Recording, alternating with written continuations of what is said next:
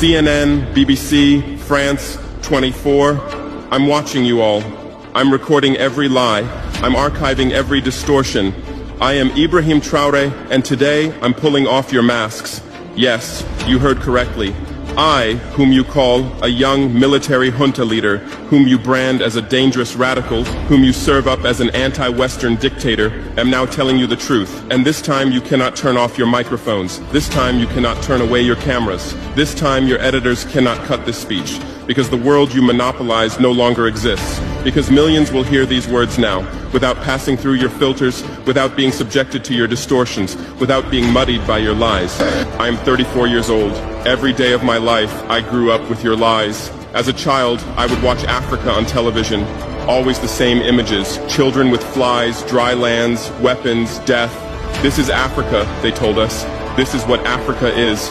And we believed it. We were ashamed of ourselves. We were ashamed of our own lands, of our own people. But then I grew up. I read, I researched, I questioned, and I understood that the Africa you showed us wasn't real. The story you told us was a lie. The fate you imposed on us was a script you had written. For years, how have you portrayed Africa? How have you shown it? How have you sold it to your viewers? As if we were creatures who had no share of humanity. As if we were savages left outside of civilization.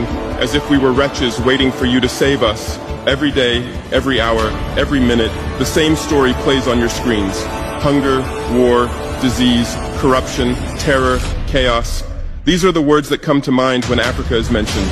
In your Africa dictionary, there are no other words. No hope, no success, no development, no resistance, no honor, no pride, no victory. So I ask you, New York Times, Washington Post, Guardian, Le Monde, have you ever made Africa's successes your headlines? How many times have you written about Rwanda's technology miracle? How many times have you shown Ethiopia's reforestation project? How many times have you praised Botswana's democratic success? How many times have you described Kenya's entrepreneurial ecosystem? No, because these don't fit your scenario. Your Africa cannot be successful. It cannot, because then how will you legitimize your exploitation? If it's not in need of help, how will you intervene? If it's not backward, how will you look down on it? Have you ever asked yourselves, has any editor sitting at their desk, any news director in a meeting, any columnist at their keyboard ever thought, why are the people of the world's richest lands poor? Here are the numbers for you, real numbers. Africa owns 70% of the world's cobalt reserves. Your cell phone, your computer, your electric car won't work without cobalt. This cobalt comes from Congo, but Congolese can't afford cell phones. Africa owns 90% of the world's platinum reserves. Catalytic converters, electronic devices, medical implants, they all need platinum. This platinum comes from South Africa, but South Africans are crushed by unemployment. Africa provides 30% of the world's gold production. Mali, Burkina Faso, Ghana, Tanzania. Gold flows like rivers from our lands, but our people swim in poverty. Africa supplies 65% of the world's diamond production. Botswana, Angola, Congo, Sierra Leone, billions of dollars worth of diamonds are extracted, but our miners live on $1 a day. Africa owns 35% of the world's uranium reserves. Niger, Namibia, South Africa. Nuclear plants run on our uranium. Paris lights burn with our uranium, but our villages have no electricity. And you still ask, why is Africa poor? No, the right question is, how was Africa kept poor while being so rich? Here's your answer. Colonialism didn't end. It changed shape. You used to come and occupy our lands. Now you come and establish companies. You used to take by force. Now you make agreements. You used to rule with the whip. Now you rule with credit. Let me give you concrete examples. With numbers, names, dates, but you'll never write about these. Glencore, Swiss-based mining giant, extracting cobalt in Congo. 2022 revenue, $256 billion. A tax paid to Congo, $500 million. That's 0.2%. Is this justice? Rio Tinto, British-Australian mining giant, extracting bauxite in Guinea, 20 million tons annually. What's left for Guinea? Environmental pollution and cancer. Total, now Total Energies, French oil giant, extracting oil in Angola, Nigeria, Congo. 2022, profit, $36 billion investment in Africa, dirty pipelines, Anglo-American, founded in South Africa but now in London. Diamonds, platinum, iron, taking everything. What it left in South Africa? 6 million unemployed miners. And these are just the tip of the iceberg. What about the invisible, the secret deals, the offshore accounts, the transfer pricing tricks? Every year, $88 billion in illegal money flows out of Africa. Who writes about this? Every year, $45 billion in aid comes to Africa. Everyone writes about this, but no one says Africa is not the continent receiving aid, it's the continent giving aid.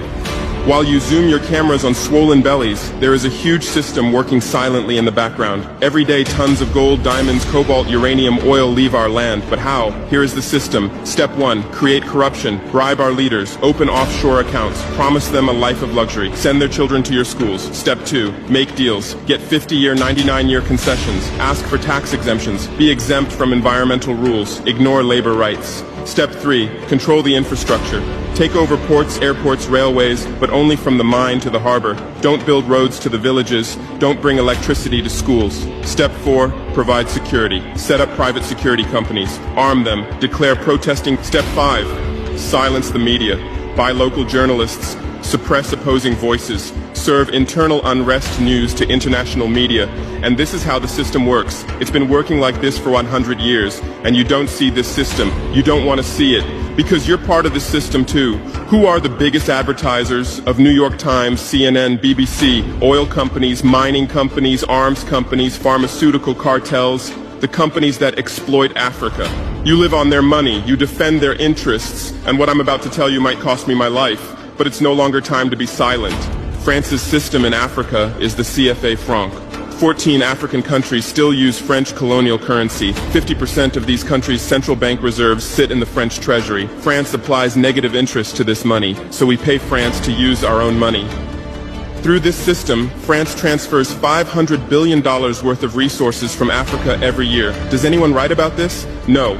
But when France gives Africa 10 billion euros in aid, it makes headlines. Britain's system is more sophisticated. London is the world's money laundering center. City of London, offshore paradise. Every penny stolen from Africa passes through London. Jersey, Guernsey, Cayman Islands, Virgin Islands, all under British control. Africa's wealth hides there.